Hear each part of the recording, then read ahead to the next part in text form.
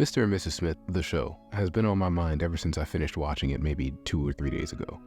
Now, I don't know if the stars just aligned for me or if the government's actually listening to me, but I actually just recently watched the movie, the one with Brad Pitt and Angelina Jolie from like 2005, I think. And that was before I even knew the show was being made. I mean, I watched the movie and then like 2 or 3 months later, I find out there's a show coming to Amazon Prime about the same thing. Or at least what I thought would be the same thing. It actually turns out that the show and the movie have quite a bit of differences. And I'm all for that. I don't believe that anything should be a one-to-one adaptation of anything else, because then what's the point of making it? But I do think that the show suffers from some of its own issues. Today I'd like to highlight what I think the show's biggest issue is: masking. And that's a term I came up with on the spot after sitting and thinking for about an hour as to the most accurate way to represent what the show made me feel. It's almost as if the studio wanted to create a show about a normal marriage and its ups and downs, and then somebody else was like, okay, well, if we package it as Mr. and Mrs. Smith, we'll almost certainly get the budget and the funding behind it. So much of the runtime is dedicated to John and Jane's interactions with each other, how they play off of each other, and so little of that time is dedicated to what the show is actually about, like an actual plot moving forward. It feels like the plot of the show is very loosely connected in order to make these characters interact and talk with each other. And don't get me wrong, I'm not opposed to character interaction. In fact, that's probably the main thing that makes a show or movie work the best. It's just that I don't really understand why this is packaged as Mr. and Mrs. Smith, an IP that is mainly known for its unification of action and romance. I think part of what made the movie so entertaining is the fact that that line between violence and romance is something that was so easily played between Angelina Jolie and Brad Pitt that it just made it compelling to watch. It took the saying, all's fair in love and war, to an extreme and showed those extremes. Just watch this scene and tell me that you don't see these two fitting together much better. You don't dance. It's just part of my cover, sweetheart. Was sloth part of it too?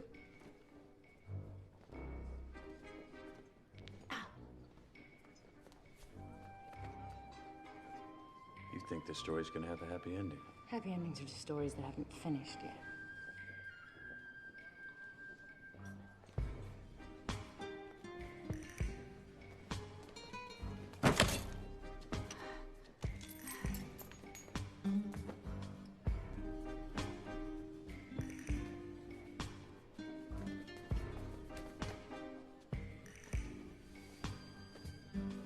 Satisfied?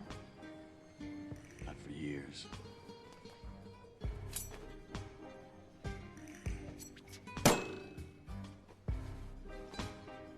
It's all John, sweetheart.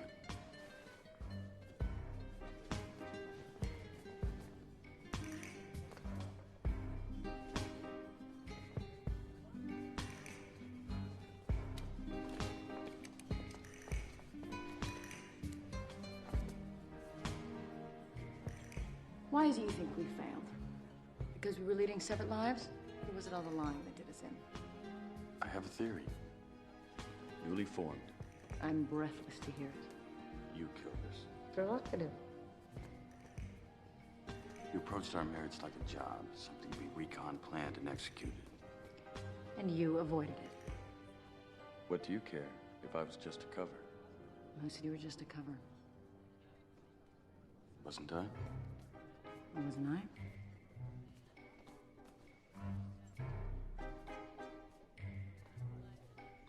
Now, did I just show you a scene from a completely different movie with a different tone? Yes, I did. But the point was to show that even in the dialogue, these two seem much more intriguing than the Amazon Smiths. A lot of people chalk up their chemistry to their general level of attractiveness, but I think the dialogue and character direction are heavily underrated here. And while the Amazon series does touch on these extremes, it's much more of a character study and a relationship deconstruction. You can clearly tell that the priority of the show is to depict a somewhat toxic relationship and its hurdles, which ironically is both what the show does best and what brings it down the most. To elaborate more, some of the conversations had in the show are incredibly relatable and feel like someone literally just recorded a couple arguing. I found myself relating to conversations I've never even had just because of how easily approachable the topic is to a common audience. You get so wrapped up in the fact that Jane is intimidated by John's relationship with his mother, something I'm sure a lot of people can relate to, or wrapped up in John thinking that Jane is a weirdo who's obsessed with her cat, even though it's probably the only good relationship she has in her life, that you almost forget that they're spies. And I'm using the term spy loosely, pretty much all their work is assassinations, but I'm splitting hairs. Back to the point though, this is the type of dialogue that you want to have. It's easily the show's greatest strength. So strong in fact that it even overcomes the mismatched pairing of the two leads. Now we're dipping completely into opinion territory, but I was never really buying their relationship. And the dialogue is so good that I was buying it when I was hearing it, but now in retrospect, just thinking about the show, I'm kind of like, these two would never be together in real life. Like this wouldn't work out between them.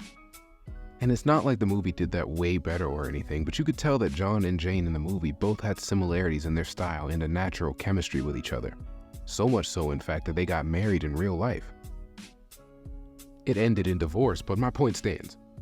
The chemistry was there and they were able to sell an entire movie on its backbone, which is something that, in my opinion, the show just lacked, but it was very good at hiding it behind the dialogue. Now to bring this back around to my initial point, if the show had shown equal attention to the action and spy side of it, I think it would have sat a lot better with people. Well, let me not say people, it would have sat better with me. I think that connective fiber between their spy lives and their married lives would have brought everything together just a bit more compellingly. But because that fiber isn't there, it leaves things feeling kind of hollow. For instance, who was that killed the John and Jane in the beginning of the show? After looking around online, there are theories that it's the John and Jane that we followed throughout the rest of the show, but then what's the point of the scene? Is it to show us the inevitable fate of anyone in the Smith program? If that's the case, then who's the main antagonist? It kind of seems like all signs would point to Mr. Hi-Hi, the person who's giving them their assignments, but then even that feels loosely connected. Because later on, when John and Jane too are discussing Mr. Hi-Hi, it seems like he's this god or like this AI that just knows everything. Is there even a main antagonist, or is the show more about a relationship without a real opposing force? If that's the case, then why end on a cliffhanger? Because at that point in time, John and Jane had patched their relationship and were seemingly moving forward. Furthermore, if there isn't a main antagonist, why is Hi-Hi sabotaging their missions by sowing discontent in Jane and telling John about his wife's location? And don't get me wrong, maybe I just sucked at watching the show, and maybe all of this was answered and I just missed it. But it really feels like a lot of this was just kind of thrown at the wall, like, hey, we need an antagonist. We know that this show is actually about this relationship, but since we're talking about spies and they're spies and this is what they do, there needs to be someone behind the curtain, you know? I think in order to be successful, the show needs to marry the two ideas, the relationship and the spy shit. Kind of like this. Hey, honey, I should probably tell you. I was married once before.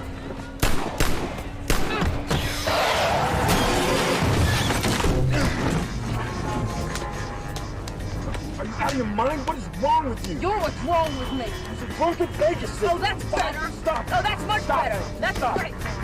Stop it.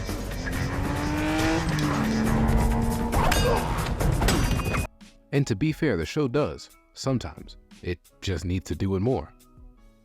I think in order to do that, it would need to change the structure of the show, because they're an alright team till about the middle of the season, then things start falling apart and they have their big fight in the final episode, and then they just have a big shootout and nobody knows if they're alive or dead.